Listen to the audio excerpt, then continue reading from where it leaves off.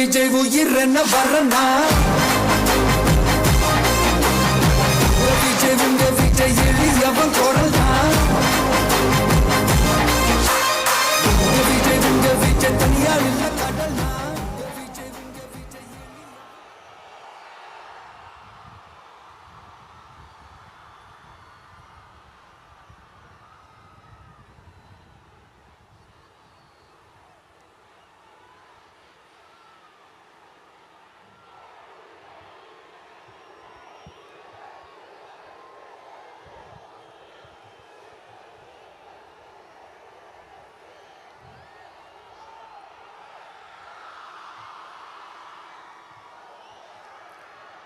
மஞ்சள் மஞ்சள் பொதுவா நல்ல காரியங்கள் ஸ்டார்ட் பண்றதுக்கு முன்னாடி இந்த மஞ்சள் எடுத்து வச்சு தான் ஸ்டார்ட் பண்ணுவாங்க. நம்ம வீட்டில் கூட நம்ம அம்மா அக்கா தங்கைகள் நமக்காக நாம நல்லா இருக்கணுன்றதுக்காக மஞ்சள் புடவை கட்டிக்கிட்டு தான் வேண்டிக்குவாங்க. அப்படி அந்த மஞ்சள்னாலே ஒரு தனி வைப்பு தாங்க. நம்ம கொடியில கூட அந்த வைப்ரண்டான அந்த எனர்ஜெட்டிக்கான அந்த மஞ்சள் இருக்குமே, அந்த மாதிரி மங்களகரமான மஞ்சள் விளையிற பூமி தான் இந்த ஈரோடு பூமி. இங்க வந்து மஞ்சளை பத்தி பேசாம வேற எங்க போய் பேசுறது? அது மட்டும் இல்ல, இங்க ஒரு மகத்தான ஒரு மனிதரை பத்தி நம்ம பேசியே ஆகணும். இந்த ஈரோடு மண் விவசாயத்துக்கும் பேர் போன மண். இங்க நடக்கிற அந்த விவசாயத்துக்கு மிக முக்கியமான ஒரு கவசமா இருக்கிறது என்ன தெரியுமா? காலிங்கராயன் அணை, காலிங்கராயன் கால்வாய். காலிங்கராயன் அணை கட்டினதுலையும் கால்வாய் வெட்டினதுலையும் உயிரான உணர்வு பூர்வமான நிறைய விஷயங்கள் இருக்குது. அப்படி அந்த ப்ராசஸ்ல அவர் அந்த அணை கட்டும் போதும் கால்வாய் வெட்டும் போதும் ரொம்ப சோர்வடைஞ்சிட்டாராம். அப்ப அவங்க அம்மா அதை பார்த்துட்டு சொன்னாங்களாம், மகனே காளிங்கா, தயிர் வித்த காசு தாழ்வாரம் வரைக்கும் இருக்குது, மோர் வித்த காசு முகுட வரைக்கும் இருக்குது, அதை எடுத்துக்கிட்டு போய் அணைய கட்டியா கால்வாய வெட்டியான்னு சொல்லி தைரியம் கொடுத்தாங்களாம். பெத்த அம்மா கொடுக்கிற அந்த தைரியம் இருக்கு பாருங்க, அதை தாண்டி வேற எதுவுமே கிடையாதுங்க. ஒரு மனுஷனால எதையும் சாதிச்சு காட்ட முடியும். அப்படி ஒரு தைரியத்தை தான் இப்போ நீங்க என்னுடைய அம்மா அக்கா தங்கைகள் நண்பா நண்பிகள் தோழர்கள் எல்லாரும் எனக்கு கொடுத்திருக்கிறீங்க. அதே தைரியத்தை, அதே துணையா என் கூட நிக்கிறீங்க. இதை எப்படி நம்ம பிரிச்சு விடலாம்? இதை எப்படி நம்ம கெடுக்கலாம்? என்னெல்லாம் அவதூறுகள் நம்ம விஜய் மேல சொல்லி மக்களை நம்ப வைக்கலாம்? என்னெல்லாம் சூழ்ச்சிகள் நம்ம விஜய் மேல பண்ணி மக்களை நம்ப வைக்கலாம்? இப்படி சூழ்ச்சிகளை மட்டுமே நம்பி பொழப்ப நடத்துற சில சூழ்ச்சிக்கார கூட்டங்கள் இதை தொடர்ந்து செஞ்சுக்கிட்டு தான் இருக்கு. ஆனா அவங்களுக்கு தெரியாது, இது இன்னைக்கு நேத்து வந்த உறவு இல்ல. கிட்டத்தட்ட 30-33 வருஷத்துக்கு மேல இருக்கிற உறவு. ஏன் நான் சினிமாவுக்கு வந்தப்போ எனக்கு வயசு 10, அப்பல இருந்தே இந்த உறவு ஸ்டார்ட் ஆகி போயிட்டு இருக்குன்னு அவங்களுக்கு தெரியாம போச்சு. அதனால என்ன பண்ணாலும், நீங்க என்ன ட்ரை பண்ணாலும், எல்லாத்தையும் விட்டுட்டு மக்களுக்காக வந்திருக்கிற இந்த விஜய மக்கள் ஒரு நாளும் கைவிட மாட்டாங்க. மக்கள் கூடவே நிக்கிறாங்க, கூடவே நிப்பாங்கன்னு அவங்களுக்கு தெரியாம போச்சு. என்னப்பா நிப்பீங்கல்ல? உங்களை நம்பிதாப்பா வந்திருக்கிறேன். அதான் இந்த சத்தம் தாங்க வாழ்நாள் பூரா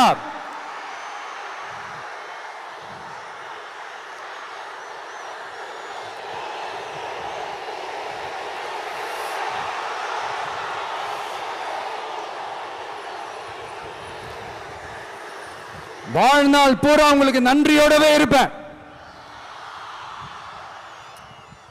இப்போ நம்ம காளிங்கராயன் அவர்கள் அணையை கட்டுறதுக்காக பவானிக்கு போய் பார்க்கும்போது ஒரு இடத்துல ஒரு பாம்பு வந்து உட்கார்ந்துச்சான், படுத்துச்சான். அது படுத்த இடத்துல தான் அவர் அணையை கட்ட ஸ்டார்ட் பண்ணாராம். அப்புறம் அந்த பாம்பு வளைஞ்சி நெளிஞ்சி போற இடத்துலலாம் கால்வாயை வெட்டினார்னு சொல்லி சில வாய்மொழி கதைகள்லாம் சொன்னாங்க. தண்ணியை சேமிச்சு வச்சு குடிக்கிறதுக்கும் விவசாயத்துக்கும். தம்பி கீழே இறங்கு, தம்பி கீழே இறங்குப்பா, ப்ளீஸ் கீழே இறங்குப்பா.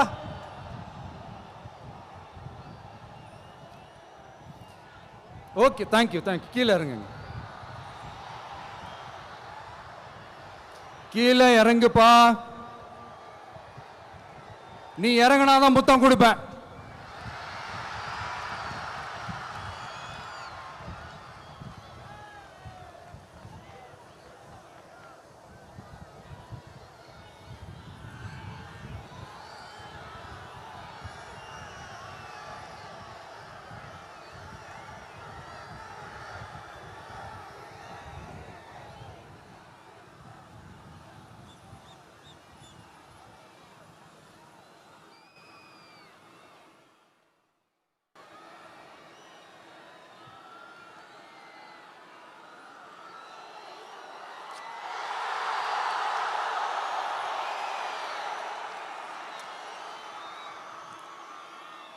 இப்படி தண்ணியை சேமிச்சு வச்சு குடிக்கிறதுக்கும் விவசாயத்துக்கும் வழி வகுக்கிறது எவ்வளவு பெரிய ஒரு நல்ல விஷயம்.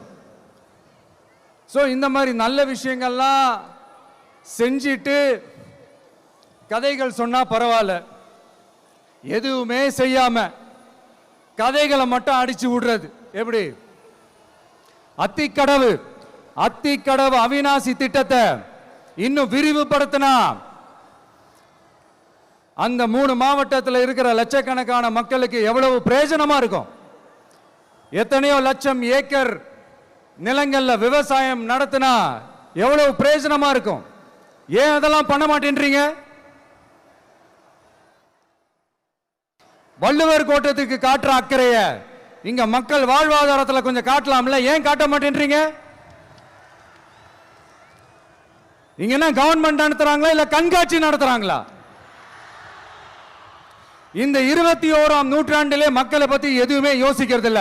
ஆனா அந்த காலத்திலேயே இது எல்லாத்தையும் பத்தி யோசிச்ச மக்களை பத்தி, குடிக்கிற தண்ணியை பத்தி, விவசாயத்தை பத்தி, அணை கட்டுறதை பத்தி, கால்வாய் வெட்டுறதை பத்தி, இதெல்லாம் எங்கிருந்து? பவானியிலிருந்து நொய்யலாறு வரைக்கும் கால்வாய் வெட்டி இது எல்லாத்தையும் பத்தி யோசிச்ச காளிங்கராயன் அவர்களுக்கு கோடி கும்பிடு போட்டாலும் பார்த்தாதுங்க. இப்படி அந்த காலத்தில் இருந்த ஒரு ஹீரோவை பத்தி பேசிட்டு இந்த காலத்தில், அதாவது 1920th செஞ்சுரியில் இருந்த ஒரு ஹீரோவையும் பத்தி நம்ம பேசி ஆகணும்ல. ஒருத்தர் இலகிய மனம் கொண்ட ஹீரோனா இன்னொருத்தர் இரும்பு மாதிரி அயன் மேன் தான். எஸ், நம்ம ஈரோடு கடப்பாறை தான்.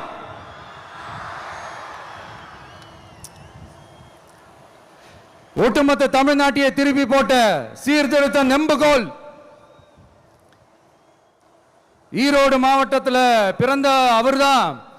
இந்தியாவுக்கே இடஒதுக்கீடு சம்பந்தமான அரசியல் சட்டத்தை திருத்தறதுக்காக போராட்டம் நடத்தினவர் யாரு? நம்ம தந்தை பெரியாரு. 100 வருஷத்துக்கு முன்னாடியே வகுப்பு வாரி பிரதிநிதித்துவம் வேணும்னு கேட்டவர். அன்னைக்கும் சரி இன்னைக்கும் சரி ஒரு ஆச்சரியத்தோட பார்க்கக்கூடிய ஒரு மனிதர், நம்மளுடைய கொள்கை தலைவர். அப்ப அண்ணாவும் எம்ஜிஆரும் யாரு? பெரியார் அவர்கள் கிட்ட இருந்து எங்களுக்கு தேவையான கொள்கைகளை எடுத்துக்கிட்டோம். அவரை ஃபாலோ பண்ற, அவரை வழிகாட்டி ஏத்துக்கிட்ட அண்ணா அவர்கள் கிட்ட இருந்தோம், எம்ஜிஆர் அவர்கள் கிட்ட இருந்தோம் தேர்தல் அணுகுமுறையை எடுத்துக்கிட்டோம். அண்ணாவும் எம்ஜிஆரும் தமிழ்நாட்டோட சொத்து. அவங்கள பயன்படுத்துறதை பத்தி யாரும் இங்க கம்ப்ளைண்ட்லாம் பண்ண முடியாது.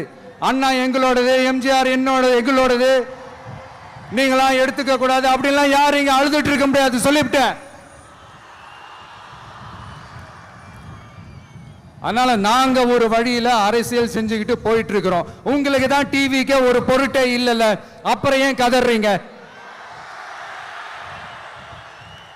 அப்புறம் ஆளாளுக்கு அங்க போயிட்டு இங்க போயிட்டு புலம்பி தள்ளிக்கிட்டு இருக்கிறீங்க. இது எப்படி இருக்கு தெரியுமா?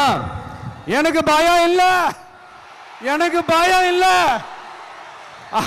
அப்படின்னு சத்தமா சவுண்ட் விட்டுக்கிட்டே சத்தமா பாட்டு பாடிக்கிட்டு இந்த நடுங்கிக்கிட்டே சின்ன பசங்க நடந்து போவாங்க, அந்த மாதிரி இருக்கு. முதல்ல மண்டையில இருக்கிற கொண்டே மறைங்க சார்.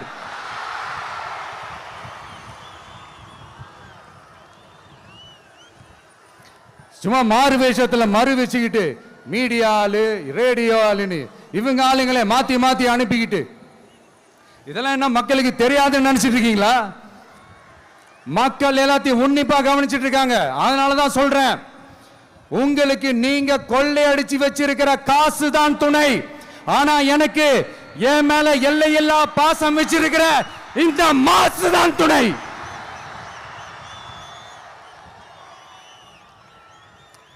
இப்படி நமக்கு துணையா இருக்கிற ஈரோடு மக்களுக்காக நான் இப்போ குரல் கொடுக்கலாம் வந்திருக்கிறேன். சரி, இப்ப விஷயத்துக்கு வருவோம். பெரியார் அவர்கள் கிட்ட இருந்த அந்த செல்வாக்கையும் அந்த பதவிகளையும் அந்த பவரையும் வச்சுக்கிட்டு அவர் என்ன சொன்னார் தெரியுமா? இவ்வளவு செல்வாக்கு, இவ்வளவு பதவிகள், இவ்வளவு பவர் இருந்தோம் நான் ஒரு 5 பைசா காசு சம்பாதிச்சிருப்பேனா? எனக்கோ இல்லை என் குடும்பத்துக்கோ பட்டங்கள் வேணும், பதவி வேணும்னு ஏதாவது கேட்டிருப்பேனா? இல்லை ஏதாவது லாபம் பார்த்திருப்பேனா? இல்லை எதுக்காவது ஆசைப்பட்டிருப்பேனா? ஆனா அவர் பேரை சொல்லிக்கிட்டு அவருடைய கொள்கையை ஃபாலோ பண்றதா சொல்லிக்கிட்டு இப்ப ஆட்சியில இருக்கிறவங்க என்னெல்லாம் செய்யறாங்கன்னு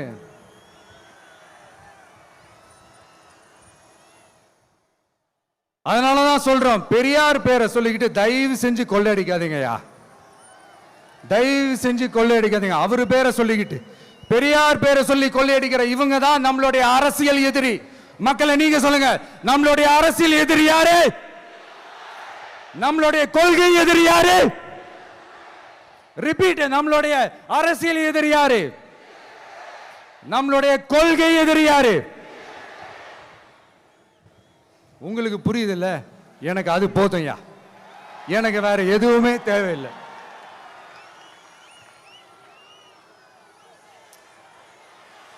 அதனாலதான்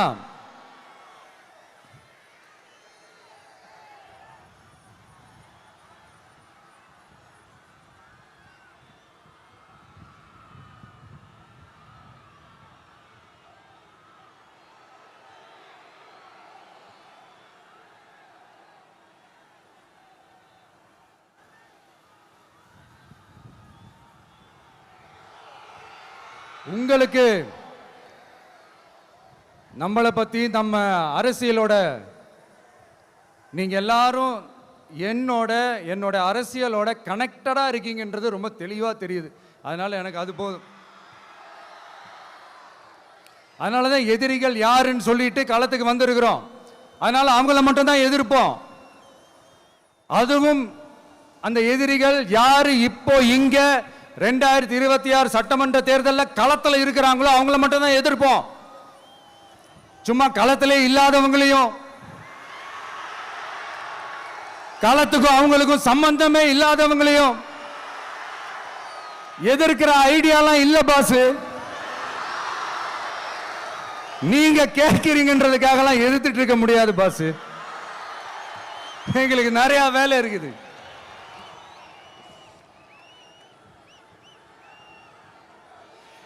எத்தனை எத்தனை பொய்யான வாக்குறுதிகள். வந்த உடனே நீட்டை ரத்து செய்வோம், கல்வி கடனை ரத்து செய்வோம், கேஸ் சிலிண்டருக்கு மானியமா 100 ரூபாய் தருவோம், என்னெல்லாம் அடிச்சு விட்டுட்டு இன்னி வரைக்கும் கேட்கிறேன். இதெல்லாம் சொன்னாங்களே, செஞ்சாங்களா? இவங்க எப்பவுமே இப்படிதான், சொல்றது ஒண்ணு செய்யறது ஒண்ணு. திமுகவும் பிரச்சனைகளும் ஃபெவிகால் போட்டு ஓட்டின ஃப்ரெண்ட்ஸ் மாதிரி ஒன்னில இருந்து ஒன்ன பிரிக்கவே முடியாது.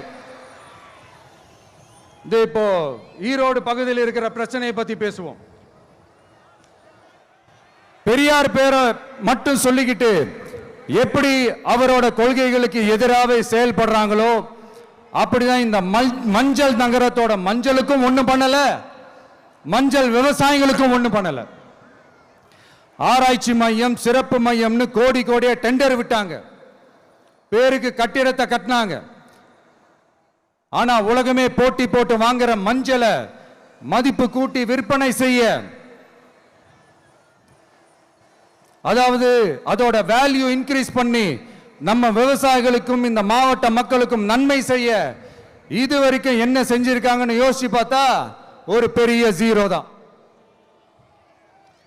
கரும்பு நெல்லுக்கு அரசாங்கம் விலை பிக்ஸ் பண்றாங்க, அதையும் ஒழுங்கா பண்றதில்ல, ஒவ்வொரு முறையும் பிரச்சனை. அங்க நெல் கொள்முதல் செய்யறதுல ஊழல்.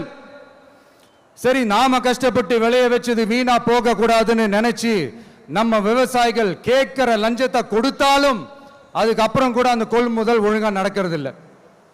அதையும் தாண்டி ஏதோ ஒரு விலை விவசாயிகளுக்கு கிடைக்குது.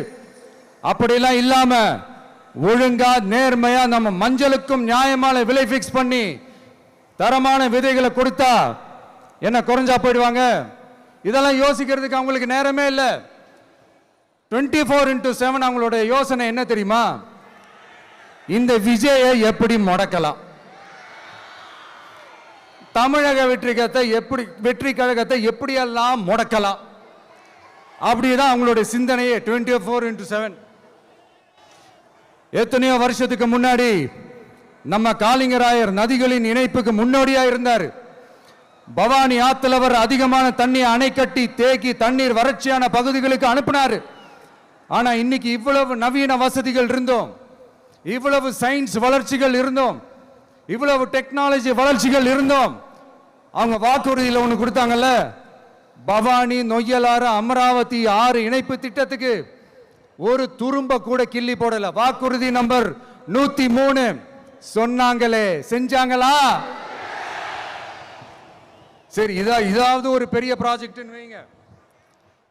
ஆறுகளை சுத்தப்படுத்த பல ஆயிரம் கோடி நிதி ஒதுக்குவோம், தமிழ்நாட்டில் உள்ள ஆறுகளை சுத்தப்படுத்துவோம்னு சொன்னாங்களே, செஞ்சாங்களா? ஆனா ஆத்து மணலை கொள்ளையடிக்கிறதுல மட்டும் வேலையை கரெக்டா செய்வாங்க. இதை நான் ஏன் திரும்ப திரும்ப சொல்றேன்னா, மக்களே நீங்க புரிஞ்சுக்கணும்.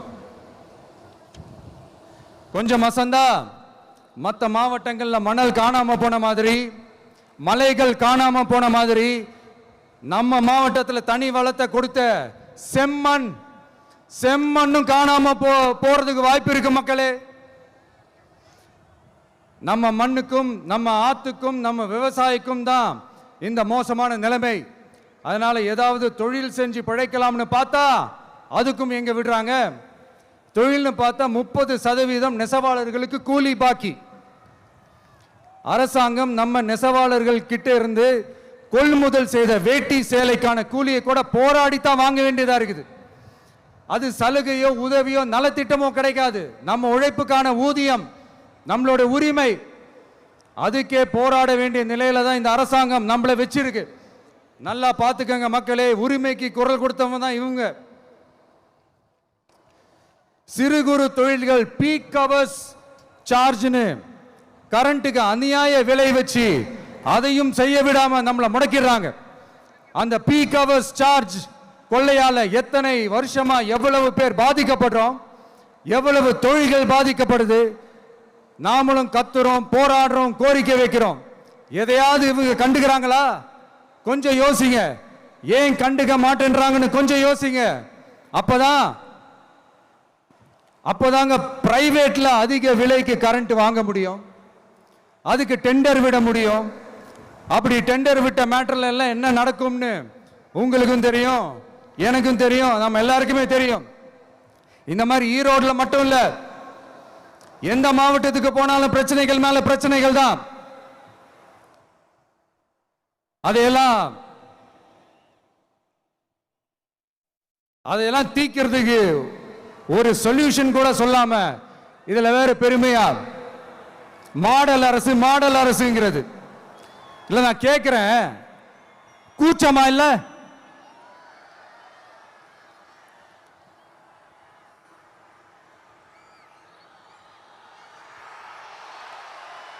இதெல்லாம் கேட்டா அப்படியே நம்ம பக்கம் யூட்டர்ன் அடிச்சு வந்துருவாங்க. விஜய் என்ன அரசியல பேச மாட்டேன்றாரு, விஜய் என்ன சினிமா டயலாக் மாதிரி பேசுறாரு, விஜய் என்ன பஞ்ச் டயலாக் பேசுறாரு, விஜய் என்ன 10 நிமிஷம் தான் பேசுறாரு, 9 நிமிஷம் தான் பேசுறாரு. நான் எத்தனை நிமிஷம் பேசினா உங்களுக்கு என்ன சார்? நான் எப்படி பேசினா உங்களுக்கு என்ன சார்? உள்ள விஷயம் என்னன்னு பாருங்க சார். ஒவ்வொரு மாவட்டத்துக்கும் போய் மக்கள் ஃபேஸ் பண்ற பிரச்சனைகளை எடுத்து பேசிட்டு இருக்கிறேன். பின்ன அது அரசியல் இல்லாம வேற எதுதான் அரசியல்? உங்களை மாதிரி தனிப்பட்ட முறையில் தரக்குறைவா அசிங்கமா பேசுறதுதான் அரசியல்னா அந்த அரசியல் நமக்கு வராது. வராதுன்னா நல்லாவே வரும். உங்களை விட எனக்கு அது நல்லாவே வரும். வேணான்னு விட்டு வச்சிருக்கிறோம். அப்புறம் உங்களுக்கு நமக்கு என்ன வித்தியாசம்? காஞ்சிபுரத்தில் நாம பேசும்போது இந்த மாதிரி உங்களால் அமைக்கப்பட போற ஆட்சியில நம்ம ஆட்சிக்கு வந்த உடனே என்னெல்லாம் செய்ய போறோம்ன்றது சிலது சொன்னோம். அதையெல்லாம் தப்பா புரிஞ்சுக்கிட்டு இப்போ சொல்றேன், விளக்கமா சொல்றேன், நான் சலுகைகளுக்கு எதிரானவன் கிடையாது. மக்களுக்கான சலுகைகளை இலவசம்னு சொல்லி அசிங்கப்படுத்துறதுல எனக்கு உடன்பாடு கிடையாது. மக்கள் காசுல மக்களுக்கு செய்யறதை எப்படி இலவசம்னு சொல்லுவீங்க? அப்படியே செஞ்சிட்டாலும் ஓசில போறேன்னு சொல்லி அசிங்கப்படுத்துறீங்க. என்ன கேட்கறதுக்கு ஆள் இல்லைன்னு நினைச்சீங்களா? மக்களுக்கு ஒண்ணுன்னா இந்த விஜய் வந்து நிப்பா, இந்த விஜய் வந்து கேள்வி கேட்பா. இந்த விஜய் எப்பவுமே மக்கள் பக்கம் தான், அதே மாதிரி மக்களும் என் பக்கம் தான். என் மக்கள் மானத்தோட மரியாதையோட கௌரவத்தோட வாழணும். என் மக்கள் யாருக்கும் கீழே கிடையாது. அப்படி அவங்க கௌரவத்தோட வாழணும்னா அவங்களுக்கான வாழ்க்கை தரம் உயரணும். வாழ்க்கை தரம் உயரணும்னா அவங்களோட வாழ்வாதாரம் உயரணும். வாழ்வாதாரம் உயர்ந்தாதான் பொருளாதாரம் உயரும். பொருளாதாரம் உயர்ந்தாதான் வசதி வாய்ப்புகள் உயரும். இதெல்லாம் உயர்ந்தாலே ஆட்டோமேட்டிக்கா அவங்களோட வாழ்க்கை தரம், அவங்களுக்கான மரியாதை, அவங்களுக்கான கௌரவம் எல்லாமே உயரும். இதுக்கான வழிகள், அந்த சூழல்களை அந்த கவர்மெண்ட் அமைச்சு கொடுக்கணும். இதுக்கான அந்த திட்டங்களை செயல்படுத்தணும். இதெல்லாம் செஞ்சாதான் இந்த அரசாங்கம் ஒரு நல்ல அரசாங்கம். இதைத்தான் சொன்னோம்.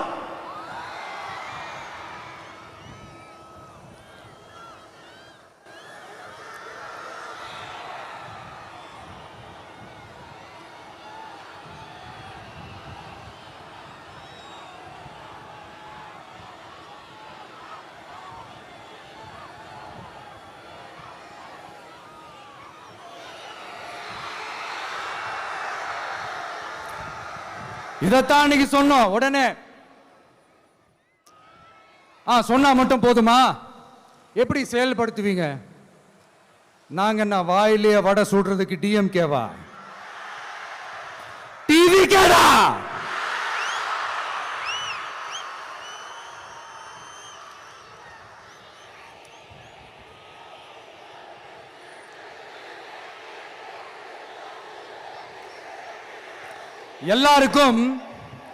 எல்லாருக்கும் நிரந்தரமான ஒரு வீடு இருக்கணும்னு சொன்னோம்.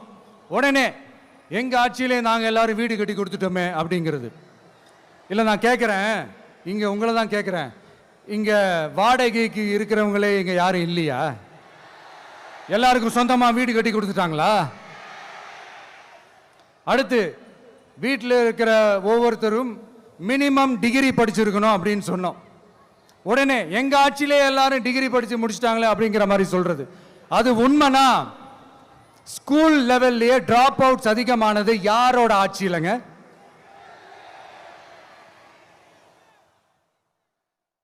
பசங்க பிள்ளைங்க யாரும் ஸ்கூல்ல சேரலன்னு சொல்லிட்டு எனக்கு தெரிஞ்சு 207 கவர்மெண்ட் ஸ்கூல்ஸ் மூடினது யாரோட ஆட்சியிலங்க? இதுல கல்வியில் சிறந்த தமிழ்நாடுன்னு டிராமா வேற. அடுத்து குடும்பத்தில் ஒருத்தருக்கு நிரந்தரமான வருமானம் வரணும், வேலை வாய்ப்பு கிடைக்கணும் அப்படின்னா நாங்க கொடுக்காத வருமானமா, நாங்க கொடுக்காத வேலையா அப்படிங்கிறது. எத்தனையோ லட்சம் காலி பணியிடங்கள் நிரப்புவோம்னு வாக்குறுதி கொடுத்துட்டு ஆட்சிக்கு வந்தீங்களே, எத்தனை லட்சம் காலி பணியிடங்களை நிரப்புனீங்க? அட்லீஸ்ட் 1 லட்சம் காலி பணியிடங்களாவது நிரப்புனீங்களா?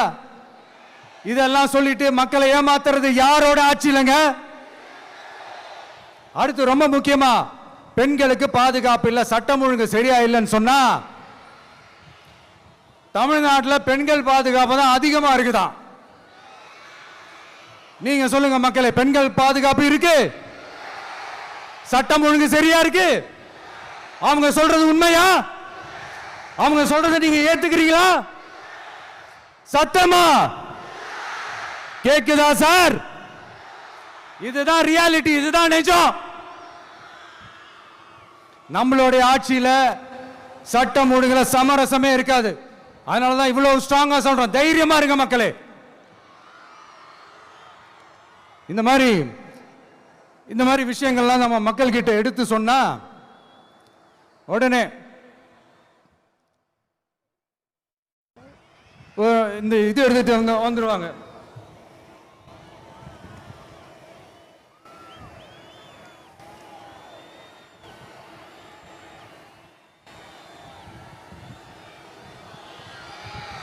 இந்த மாதிரி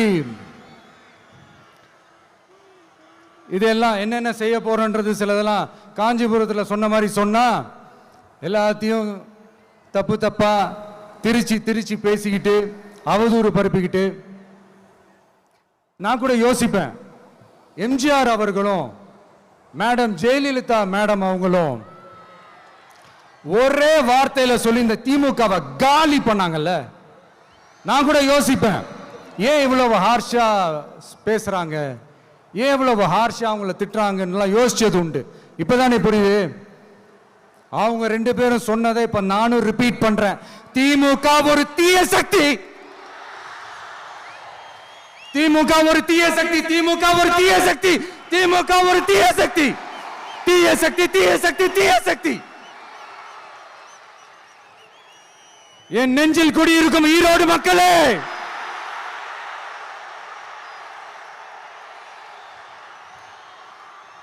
டிவிகே ஒரு தூய சக்தி. எப்படி? டிவிகே ஒரு தூய சக்தி. தூய சக்தி டிவிகேவுக்கும் தீய சக்தி டிஎம்கேவுக்கும் தான் போட்டியே.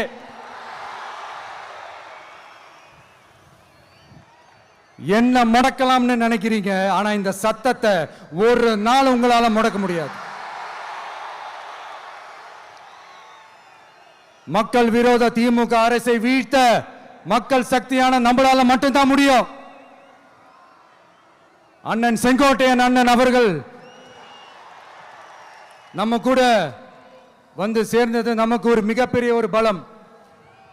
அந்த மாதிரி செங்கோட்டையன் அண்ணன் அவர்கள் மாதிரி இன்னும் நிறைய பேர் வந்து சேர இருக்கிறாங்க. அவங்க எல்லாருக்குமே அந்த உரிய அங்கீகாரத்தை கொடுப்போம். அது மட்டும் இல்ல, அப்புறம் இன்னொரு விஷயம் சொல்ல மறந்துட்டேன்.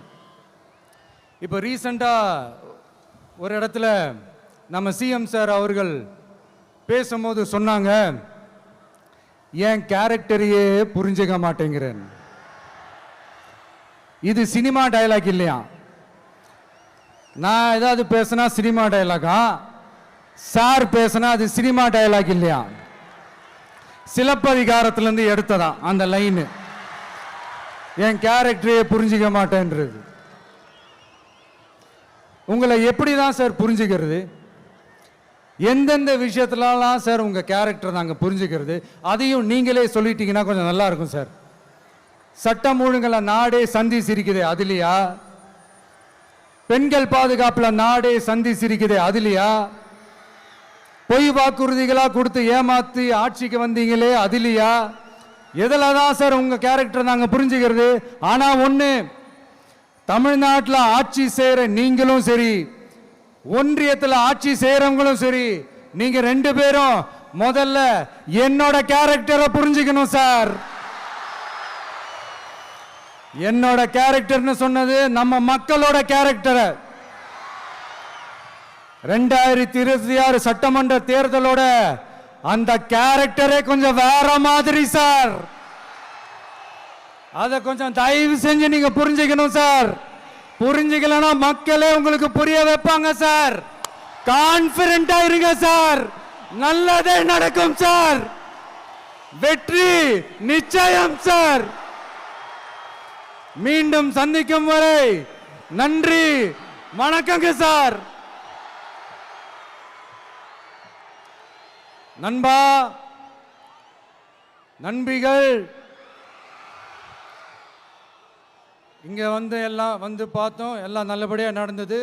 சேஃபா வந்துட்டு சேஃபா வீட்டுக்கு போயிடுங்க.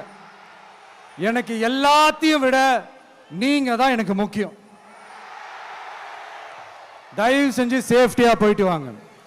ஒரு ஈரோடு செல்ஃபி ஒன்று எடுப்போமா?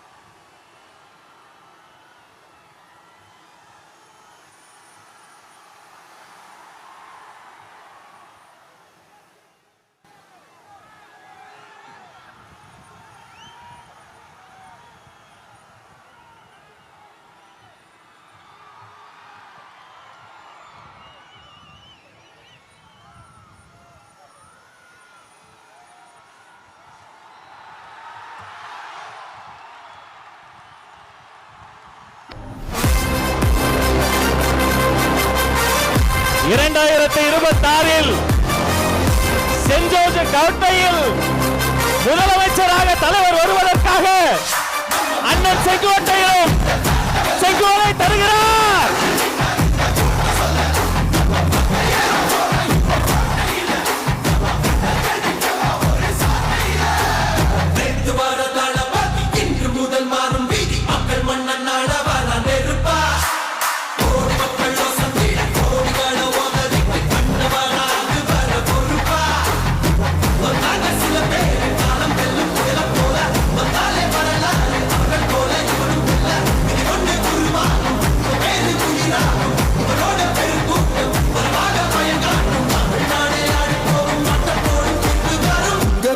உங்க விஜய்